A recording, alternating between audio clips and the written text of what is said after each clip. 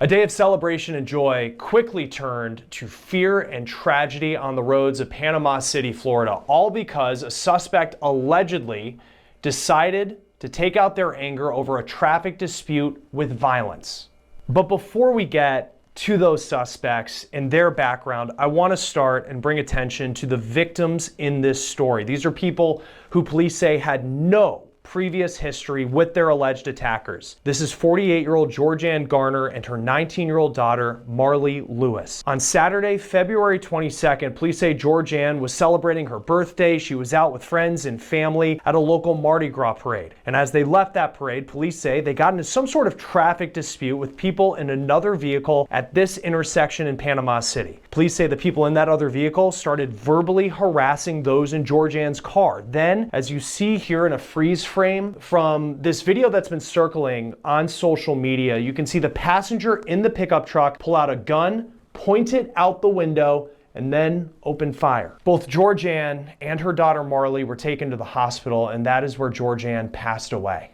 According to this GoFundMe page, at the time of this recording, it's raised more than $14,000. It says that Marley is still in critical condition. It's been giving updates on her condition. It reads that she's currently on a ventilator and, quote, fighting for her life. This GoFundMe page also says that Georgianne was a single mom with 2 kids and, quote, her eyes twinkled when she laughed and glittered when she snorted. She was taken from us far too quickly, and her life was ended by ruthless people with road rage whose hearts were full of hate. Let me show you how to block this ad. First, you're gonna click on this video, then you're gonna download Pi. It's an ad blocker that's Let's talk about what played out on the road, because police say that there were bystanders that came in to try and help Georgianne and Marley and the 2 other people who were in their vehicle who were not hit by the gunfire.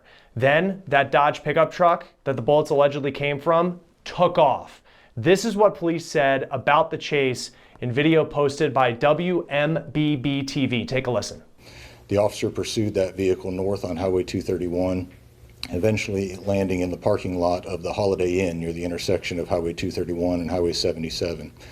The vehicle continued to attempt to flee officers, eventually ramming one of our units. Eventually, these 2 people were taken into custody. Their names, Jubal Simmons and Ivy Bella Encino. Police say Encino was the one behind the wheel, and Simmons was allegedly in the passenger seat and is the one who pulled out the gun and opened fire. Simmons was arrested after he allegedly jumped out of the car and tried to run for himself. We looked into the social media of these 2, and on Facebook it shows that they were in a relationship, posting several pictures together, but now they're in custody and both facing serious charges. They also, ironically perhaps, posted pics together with filters, putting devil horns on their head. Police say these 2 didn't know who was in the car that they allegedly fired upon, just that they were having some sort of traffic dispute, a case of road rage. They had no prior history with these victims. They say that Simmons just pulled out a gun and fired nearly a dozen rounds into the car that had Georgianne and Marley inside. They also hit another vehicle that was out on the road. This case forever changing the lives of the people who were inside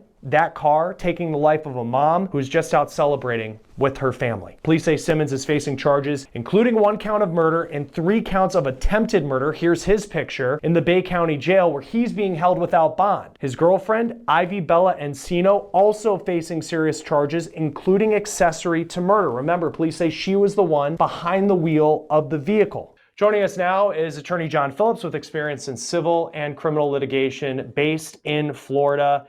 I know you have looked into this case as well. I mean, it's just tough video to watch, knowing how a day changes from being one of celebration to then just the horror that took place. What do you see when you watch that video? It's horrible. You know, to your point, you know, you've got somebody literally traveling with their daughter on their birthday, kind of the perfect day, right? And then you just, things escalate and escalate and escalate to the point of road rage and a mass, you know, not quite mass shooting, but the shooting of 2 people, 1 fatal. And, you know, unfortunately, doing civil and criminal litigation, we see this all too often. It's happening more and more as people just become so impulsive. But it's truly tragic. How does the law look when a case is prosecuted like this, where it's not a murder that was calculated or planned? It was an alleged murder that happened because he was upset about some, I'm sure in the grand scheme of everything, minor traffic issue. Someone cut somebody off, let's just say, and then spur of the moment decides to use his gun to take the life of somebody else. Yeah, in Florida, we've seen it. We've seen it multiple ways. So typically, one would think you would get, a non-first degree murder charge because there isn't premeditation as one would expect. But then we have the Jordan Davis case, which I was involved with, 10 years ago, where a jury did say, and a prosecutor and police force, aggressively pursued premeditation based upon, seconds. It doesn't have to be an overnight planning under Florida law. And here, there was a gap between, all the arguing and the shooting. And I think, police and prosecutors certainly could get a grand jury involved and see if they want to pursue, first degree murder here. Yeah, that's fascinating because, yeah, part of it was that there was some sort of verbal altercation. You have the traffic incident, verbal altercation, then the shots are fired. How could what is said in that verbal altercation, if they can get details of what was said between the two parties, how could that factor into what a prosecution could look like? Yeah, so you're going to be looking at it from the standpoint of self-defense, stand your ground, what fear of self or others were the perpetrators essentially, facing. And again, everything from the reports I've seen is there was no imminent threat to bodily harm. There was no gun. There was nothing in the car that would have provoked fatal self-defense. And so if you don't have fatal self-defense, you have an impulsive shooting based upon, circumstances stemming from, the operation of motor vehicles, which doesn't warrant force, right? Right. It's not like you have video of them trying to run over this person. And so he had to shoot his way out of a problem. This isn't a stand your ground case. I don't see a viable, self-defense, argument here. It's the worst kind of reaction where you're not happy and you take people's lives. Yeah, it's awful. And the narrative that police have laid out. And I just think of this suspect, the shooter. Well, I want to talk about the driver in the moment, but the alleged shooter, they have this video. He's in the passenger seat and they say, he's the one who fired the shots. And you watch the video, you zoom in, you can see the handgun being pointed out the window. If you were his defense attorney, what argument do you have now that he's in custody? And you certainly have this video that paints the picture of exactly what he allegedly did. You're going to try to do anything you can, in Jordan Davis's case, which is the one I'm referring to, that we kind of got a novel first degree murder, case out of it. It was, I thought they were going to shoot back, or I thought he was going to shoot me. And his last words to me were that they were going to run me down. And, anytime you shoot a victim and kill a victim, they can't defend themselves. Now, you do have the daughter who's in the hospital and appears that she will recover.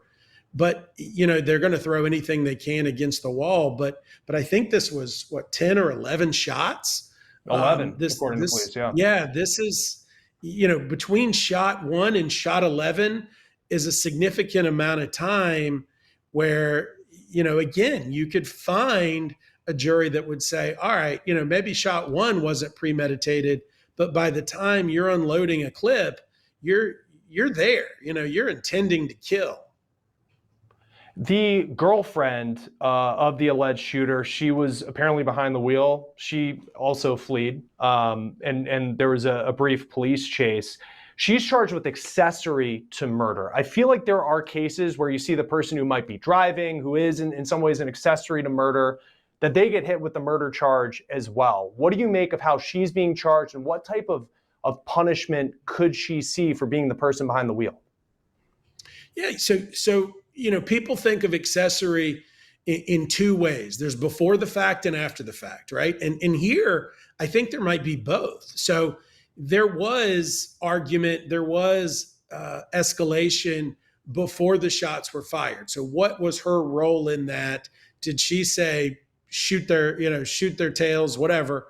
But we can see accessory after the fact, which is where you have a shooting and you don't, you think of stand your ground. You don't stand your ground. You flee like a coward and try to get away with it. And trying to get away with murder in Florida is often prosecuted up there with murder, because you are trying to, help somebody get away with taking somebody else's life. And, the police actually, and I do civil rights work too, exercised extreme restraint, because oftentimes when you have a fleeing felon, who's killed somebody, police can take lives into their hands too. And the fact that they were peacefully detained, says something for local law enforcement. How could her punishment compare to her boyfriend's if he's found guilty? He's charged with murder. You assume that's life. But for her being accessory to murder, what type of time could she be looking at? It really depends on their role and how complicit she was with the directions and participation in either the murder or the getaway. But you're looking at, 20, 30-year sentences all the way up to where they essentially, and again, it depends on whether they're charging this as so in Florida, capital murder, capital rape, first degree murder, first degree, sex crimes come through a grand jury. In the federal system, pretty much everything comes through a grand jury, but prosecutors and police have a lot more discretion in states. And so it really depends, is this a first degree or a second degree murder case, as to what she could carry. But jurors and judges have thrown the absolute book and given an equivalent sentence to somebody who's helping perpetrate or get away from a murder, just as if you participated in it. I also want to note as well, here's this couple and we looked at their Facebook pages and they, they're in every picture together and they look like this couple that's truly in love. But then of course, in the run, he ditched her. He ran on his own, left her behind in the car, according to what police said. These victims, at the time of this recording, the 19-year-old daughter, she's on a ventilator, she's in the ICU. There's a GoFundMe page raising money. I don't know what their insurance situation looks like, but obviously that cost of care is significantly high. What avenues can a family take, assuming that these perpetrators, if found guilty, that they don't have a lot of money, but where could they potentially, is there any path that they could take to get some sort of damages to be able to pay for the medical bills and for what life potentially could look like going forward? This is